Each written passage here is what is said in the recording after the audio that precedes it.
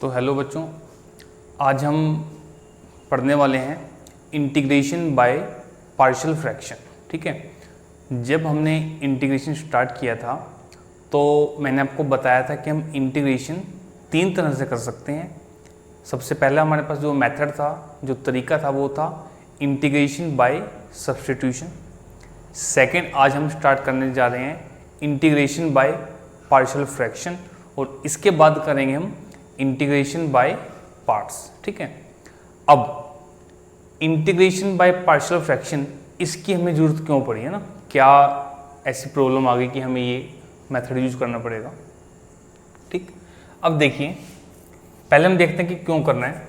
मान लीजिए आपको एक क्वेश्चन दे दिया कुछ इस तरह से कि आप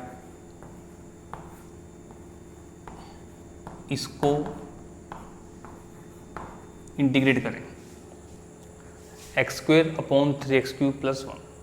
आप इसे आराम से कर दो। ठीक, और एक चीज़ और बता दूं मैं आपको कि जो हम इंटीग्रेशन बाय पार्शियल फ्रैक्शन करेंगे वो रेशनल फंक्शंस के लिए करेंगे, रेशनल फंक्शंस के लिए। ठीक है, रेशनल फंक्शन कौन से होते हैं? px/qx की फॉर्म में होते हैं, लेकिन जो qx है आपका वो नॉट इक्वल टू 0 होता है। ठीक है, तो ये मैंने एक फंक्शन लिखा है, मान लो। अब आप इसको बहुत आराम से कहोगे सर हम तो सोल्व कर सकते हैं, हमें पार्शियल फ्रैक्शन की जरूरत नहीं है। बिल्कुल कर सकते हो, ठीक है ना। आप इसको t मान लो, आपका काम हो जाएगा। ठीक है, डिनोमिनेटर को t मान लो। लेकिन अगर आपके पास कुछ ऐसा फंक्शन आ जाए,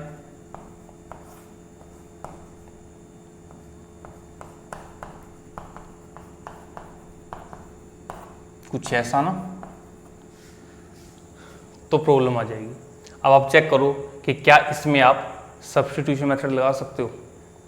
ठीक है, ये क्या आप इसमें ट्रिग्नोमेट्रिक आइडेंटिटी का यूज कर सकते हो? हम नहीं कर सकते इसमें, क्योंकि वो इसमें यूज होगा ही नहीं। पहली बात तो यूज ही नहीं होगा ना। ठीक, अब तो इसमें क्या यूज होगा? इसमें यूज होगा हमारा तरीका जो है पार्शियल फ्रैक्शन का, जो हम आज करने वाले हैं। ठीक, अब पार्शियल फ्रैक्शन करने से पहले मैंने आपको एक चीज़ बता दी कि हमें कैसा फंक्शन देखना है, जो रेशनल फंक्शन हो, यानी कि px/qx की फॉर्म में हो। ठीक, दूसरा हमें क्या चेक करना है कि वो फंक्शन आपका प्रॉपर फंक्शन होना चाहिए, प्रॉपर फंक्शन। ठीक है, ये प्रॉपर रैशनल फंक्शन होना चाहिए। क्लियर हो की बात? इसका मतलब क्या है? प्रॉपर रैशनल फंक्शन का मतलब क्या है कि भाई जो आपके पास degree of p of x always less than degree of qx। ठीक है ना, जो प्रॉपर रेशनल फंक्शन होगा, रेशनल फंक्शन, उसकी पहचान क्या होगी कि जो डिग्री ऑफ px है, यानी कि degree of numerator always less than degree of qx। ठीक है भाई, अब कैसे? जैसे आप इसको चेक करो, ये आपके पास न्यूमरेटर, इसकी डिग्री कितनी है? 2, और इसकी डिग्री कितनी है? जब आप मल्टीप्लाई करोगे तो x की पावर आपके पास 3 आएगी, मैक्सिमम पावर 3 आएगी। ठीक है, डिग्री आई थिंक सभी बच्चों को पता होगा कि डिग्री क्या होती है। डिग्री क्या होती है भाई? हाईएस्ट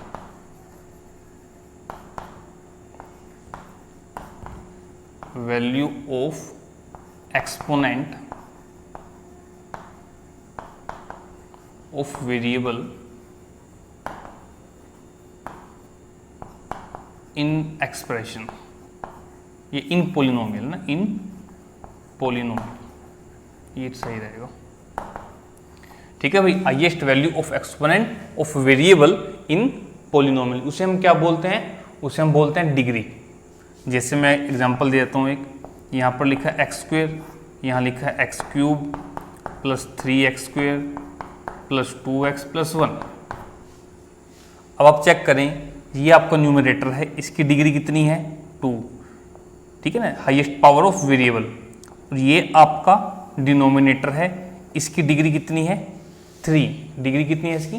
3। तो ये कैसा आपके पास फंक्शन हो गया, प्रॉपर रेशनल फंक्शन हो गया। क्लियर होगी बात।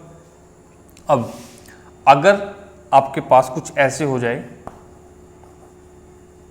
कि degree of P of x greater than equal to degree of q x, तो इस तरह का जो ये फंक्शन होगा ये क्या होगा भाई, इम्प्रॉपर। क्या होगा, इम्प्रॉपर। फॉर एग्जाम्पल जैसे मैं बोल दूं कि x square minus 1 upon x square plus 1। अब चेक कर लो न्यूमरेटर की डिग्री कितनी है 2 और डिनोमिनेटर की डिग्री कितनी है वो भी क्या है 2। तो ये क्या है हमारे पास, इम्प्रॉपर रेशनल फंक्शन। अब अगर आपके पास इम्प्रॉपर रेशनल फंक्शन आ जाए तो उसे आप कन्वर्ट करेंगे, किस में कन्वर्ट करेंगे भाई, प्रॉपर रेशनल फंक्शन में। ठीक, और कैसे कन्वर्ट करेंगे, डिवाइड करके। ठीक है ना, जैसे आपके पास ये है एक्स स्क्वायर माइनस 1 और whole divide by x square plus 1। अगर आप इसको डिवाइड करते हो तो ऐसे होगा, ये एक्स स्क्वायर माइनस 1 पर जाएगा, x square plus 1 minus minus कितना बचा, -2। तो यानी कि आपके पास क्या आ गया, 1 plus -2 upon x square plus 1। अब आप बच्चों इसको आराम से इंटीग्रेट कर सकते हो। ठीक है ना, आपने क्या किया, इस पूरे एक्सप्रेशन को इस तरह से चेंज कर लिया। इसे इंटीग्रेट करना हमारे लिए अभी तक इम्पॉसिबल है, क्योंकि हमें नहीं पता कि इस टाइप के फंक्शन को किस तरह से इंटीग्रेट करते हैं। लेकिन अगर मैं इसको डिवाइड कर देता हूं तो अब आपको इसका पता है, 1 का कितना आएगा x, और 1 अपॉन एक्स स्क्वायर प्लस 1 यानी कि एक्स स्क्वायर प्लस ए स्क्वायर। ठीक है, इसकी इंटीग्रेशन भी आपको मालूम है, जो फॉर्मूले हमने किए वो सब यूज हो जाएंगे।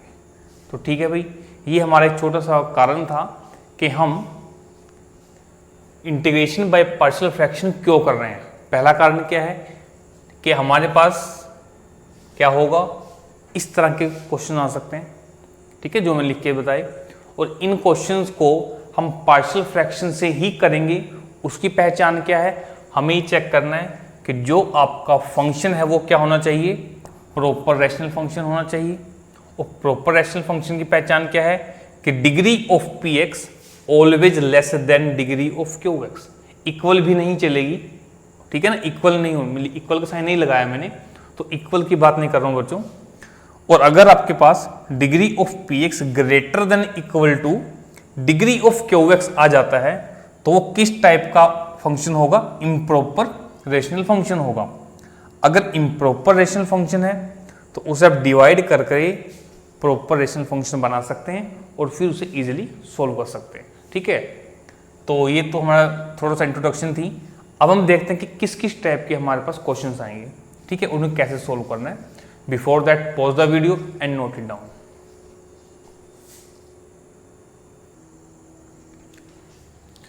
इसमें एक छोटी सी चीज रह गई थी कि जैसे आपके पास p x upon q x इस तरह का कोई फंक्शन आएगा, तो उसमें अगर आप इंटीग्रेशन बाय पार्शियल फ्रैक्शन कर रहे हो तो सबसे पहली शर्त, सबसे पहली कंडीशन क्या है कि वो प्रॉपर रेशनल फंक्शन होना चाहिए। ठीक है जी। और सेकंड क्या है कि जो आप क्यू ऑफ एक्स है, क्यू ऑफ एक्स यानी कि जो आपका डिनोमिनेटर है, ठीक है, वो क्या होना चाहिए, वो फैक्टराइजेबल होना चाहिए। कैसे फैक्ट, मतलब उसके फैक्टर बनने चाहिए। कैसे फैक्टर बनने चाहिए, लीनियर या फिर क्वाड्रेटिक। क्वाड्रेटिक का मतलब कि जो फैक्टर बनेंगे उसकी मैक्सिमम पावर 2 होगी, डिग्री 2 होगी। ठीक है भाई, ये दो कंडीशन हमें चेक करनी। ठीक, अब स्टार्ट करते हैं। तो सबसे पहले हमारे पास कुछ इस तरह का आता है कि P x plus Q whole divided by x minus a into x minus b, यानी कि जो आपके पास डिनोमिनेटर है क्यू एक्स है, देखो मैंने क्या कहा था, उसके फैक्टर बनने चाहिए। अगर फैक्टर बने हुए हैं बहुत अच्छी बात है, अगर नहीं बने हुए तो आप बना लें। ठीक, अब इसके बच्चों फैक्टर बने हुए हैं, दोनों फैक्टर कैसे हैं, लीनियर हैं, है ना। मैक्सिमम पावर कितनी है 1, डिग्री कितनी है 1, इसकी भी और इसकी भी, और दोनों अलग अलग हैं। यानी कि अगर आप यहाँ पर इसका रूट निकालोगे तो a आएगा, इसका रूट निकालोगे तो b आएगा। मैंने लिखा भी है a is not equal to b। तो अगर इस तरह का आपके पास आए तो आप इसको किस तरह से लिख सकते हैं, a divide by x minus a plus b divide by x minus b। a और b कांस्टेंट हैं जिन्हें आप अभी फाइंड आउट करने वाले हो। ठीक, दो लीनियर फंक्शन हैं तो उन्हें आप कैसे लिखेंगे, a अपॉन में एक linear function plus b upon में दूसरा लीनियर फंक्शन। अब ये सुनो एक बात, बच्चे क्या कहते हैं कि पहला है तो a के नीचे आएगा, दूसरा b के नीचे आएगा। ऐसा नहीं, आप x माइनस b को यहाँ लिख लो, x माइनस a को यहाँ लिख लो, कोई फर्क नहीं पड़ने वाला। ठीक है, इस तरह से आपको लिखना है। अब क्वेश्चन कैसा आएगा उसे देखते हैं। देखिए, मान लीजिए आपके पास क्वेश्चन आ गया, इंटीग्रेशन ऑफ x माइनस 1, ठीक है, and whole divide by x plus 1 into x minus 2 dx। ठीक है ना। अब यहाँ पर अगर आप देखते हो ये एक लीनियर फैक्टर, ये भी लीनियर फैक्टर, अगर आप मल्टीप्लाई करते हो बच्चों, डिनोमिनेटर की डिग्री 2 आती है और न्यूमरेटर की डिग्री 1 आती है, तो ये तो हमें कंफर्म हो गया कि ये जो हमें दिया गया है ये एक प्रॉपर रैशनल फंक्शन है। अब देखिए इससे कैसे करना है सॉल्यूशन में। हम क्या करेंगे भाई, इसको let x minus 1 whole divide में x प्लस 1 x माइनस 2। ध्यान से देखो, इसको मैंने कहा इस तरह से लिख लेंगे। इसको कैसे लिखेंगे फिर, a और डिवाइड में यहाँ पर x प्लस 1 और फिर plus b divide by x minus 2। ठीक है, अब आपने क्या करना है, दोनों साइड कंपेयर करते रहना है और यहाँ पर एलसीएम लेना है। तो भाई राइट साइड में तो आपके पास x माइनस 1 और यहाँ पर आ गया ये x प्लस 1 और x माइनस 2। एलसीएम लेने पर आपके पास यहाँ पर x प्लस 1 x माइनस 2, ये बनेगा a into x minus 2 plus b into x plus 1। ठीक है, इतना क्लियर। अब दोनों साइड से आप देखो डिनोमिनेटर सेम है तो कैंसिल हो जाएंगे, तो आपके पास कुछ इस तरह से आएगा, x minus 1 is equal to a into x minus 2 plus b into x plus 1। ठीक, अब बच्चों आपको यहाँ से a और b की वैल्यू फाइंड आउट करनी है। उसके दो तरीके हैं। पहला तरीका क्या है कि आप दोनों साइड, लेफ्ट हैंड साइड और right hand side, coefficient of x compare कर लो और कांस्टेंट टर्म को कंपेयर कर लो, है ना। कोफिशिएंट ऑफ x और कांस्टेंट टर्म दोनों को कंपेयर कर लो। दूसरा तरीका क्या है जो काफ़ी आसान है, अगर आप इस टर्म को जीरो बना लेते हो, ध्यान से इस टर्म को जीरो बना लेते हो तो b निकाल सकते हो, और अगर आप इसको जीरो बना लेते हो तो आप a निकाल सकते हो। कैसे? अगर आप x को 2 पुट कर दो, देखो 2 पुट करोगे यहाँ पर x को, ये सारा क्या बन जाएगा 0। ठीक है ना। देखिए कैसे, put x is equal to 2, तो जैसे ही आपने 2 पुट करा तो 2 माइनस 1 कितना बनेगा 1। ये 2 दोनों साइड पुट करना है, यहाँ पे 2 पुट करोगे तो ये 0 प्लस यहाँ 2 पुट करोगे तो 2 प्लस 1 3, तो आपके पास 1 इज इक्वल टू कितना आ गया 3b आ गया, और b की वैल्यू कितनी आ गई 1/3। ठीक है भाई। अब a निकालना है तो भाई इसको 0 बनाना है। 0 बनाने के लिए x को क्या पुट करना पड़ेगा -1, तो यहाँ लिख देता हूँ मैं put x is equal to -1, तो -1 यहाँ रखा, -1 कितना बनेगा, ये -2 बनेगा।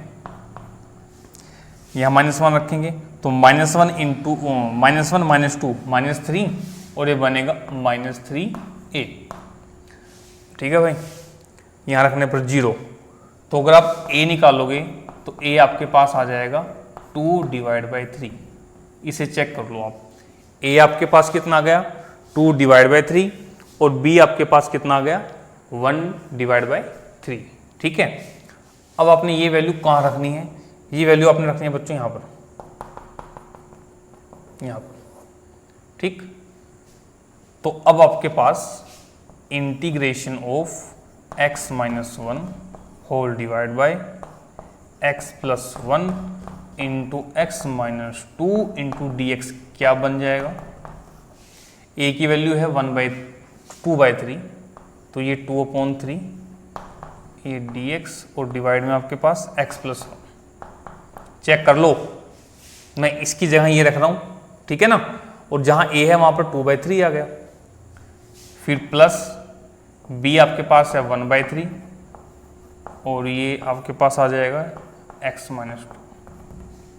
ठीक है भाई, 2/3 आपका बाहर आएगा, तो ये इसको आराम से आप कर सकते हो इंटीग्रेट, ये बनेगा log ऑफ x प्लस 1 और ऐसे ये 1/3 ये log ऑफ x माइनस 2 और ये प्लस आपका c क्या है इंटीग्रेटिंग कांस्टेंट। तो बच्चों ये आपका इंटीग्रेशन हो गया। ठीक है, तो इस तरह से हमें करना है। ये हमारे पास फर्स्ट टाइप थी कि px प्लस क्यू और होल डिवाइड में हमारे पास दो लीनियर फैक्टर हैं और दोनों अलग अलग हैं, डिफरेंट हैं। ठीक है जी, तो हम करते हैं next type, but before that pause the video and note it down.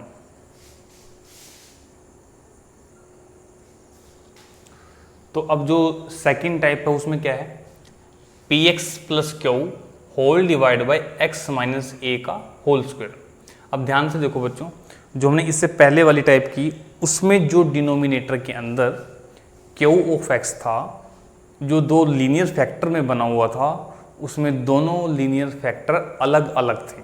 ठीक है ना, एक x माइनस ए था और एक x माइनस बी था।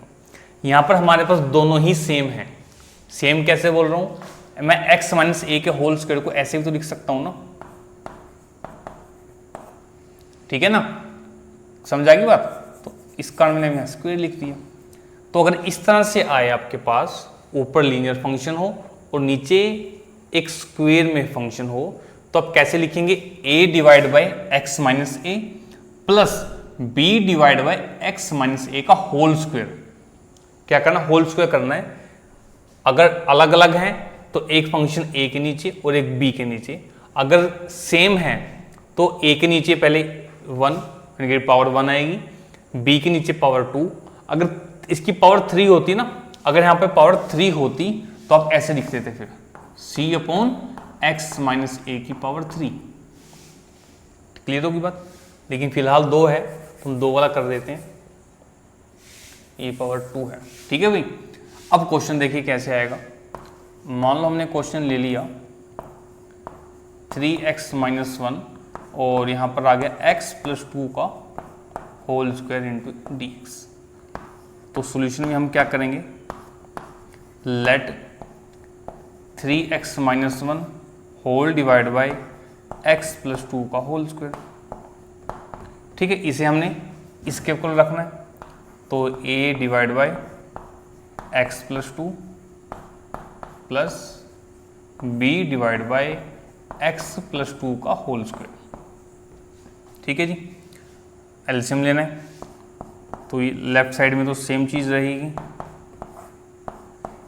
ये आपके पास आ गया इस तरह से। यहाँ पर एलसीएम कितना आएगा, x प्लस 2 का होल स्क्वायर, ये बनेगा आपके पास a इंटू एक्स प्लस 2 और ये बनेगा सिर्फ b। ठीक है, अब देखो दोनों साइड इक्वल हैं और डिनोमिनेटर सेम है तो वो कैंसिल हो जाएंगे, तो आपके पास बचेगा 3x minus 1 is equal to a into x plus 2 plus b. देखो बच्चों, क्लियर होगी बात आपको इतनी यहाँ से। ठीक है, अब वही तरीका करेंगे। अगर देखो मुझे b निकालना है तो मैं इसको 0 बना दूं। कैसे 0 बना दूं, x को क्या पुट कर देंगे, -2 है ना। लेकिन अगर हमें a निकालना पड़ेगा तो इसको 0 नहीं कर पाएंगे, ये दो बात ध्यान रखनी है। ठीक है, तो उसके लिए हम क्या करते हैं, हम इसे लिखते हैं 3x माइनस 1, a को मल्टीप्लाई कर लेते हैं अंदर, तो ये बनेगा बच्चों ax plus 2a plus b। अब हम क्या करेंगे, कंपेयर करेंगे कोफिशिएंट ऑफ एक्स और कांस्टेंट टर्म को, ठीक है ना। अब कंपेयर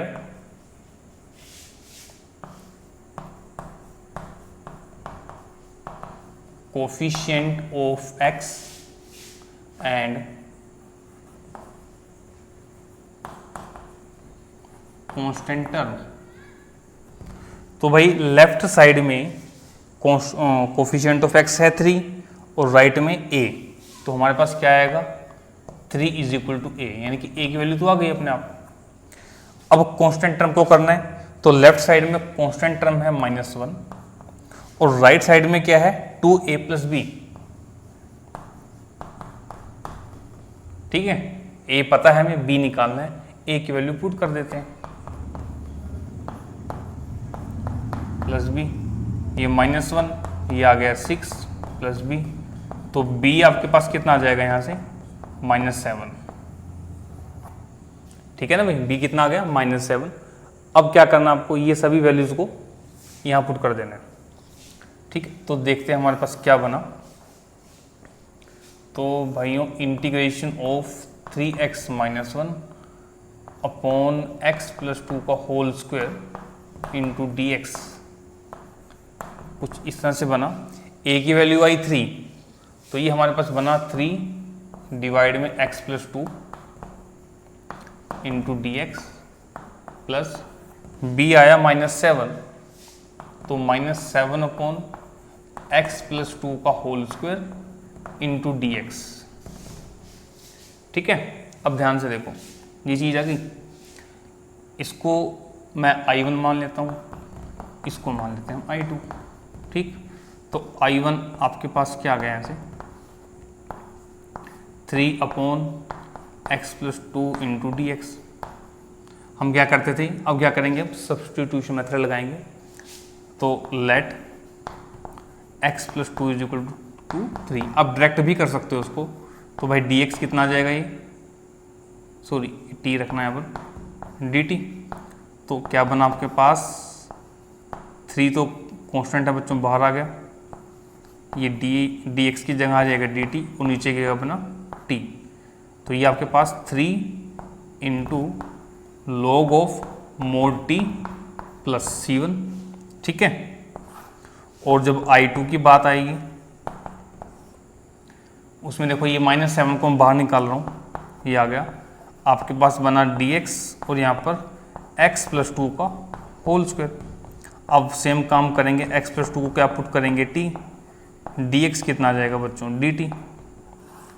तो ये बनेगा आपके पास -7 dt अपॉन क्या बनाइए t², -7। अब t² का क्या करोगे आप, t की पावर -2 + 1 -2 + 1 और प्लस ये c2, इंटीग्रेशन करनी है ना। तो जब t² को आप ऊपर लेकर जाओगे क्या बनेगा t की पावर -2, और इंटीग्रेशन में आप क्या करते हैं +1 ऐड करते हैं और वही सब कुछ डिनोमिनेटर में आ जाता है, ठीक है जी।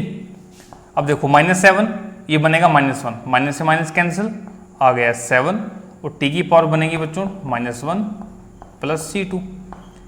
अब इसे आप लिख सकते हो 7 अपॉन t प्लस c2। अब c की वैल्यू t की वैल्यू पुट करनी है, तो क्या है x + 2 प्लस c2। तो ये आपके पास I2 आ गया और ये आपके पास आ गया I1, दोनों को ऐड कर दो आपका आंसर आ जाएगा। क्लियर बात, ठीक है जी। ये थी हमारे पास सेकंड टाइप। अब हम चलते हैं थर्ड टाइप पर।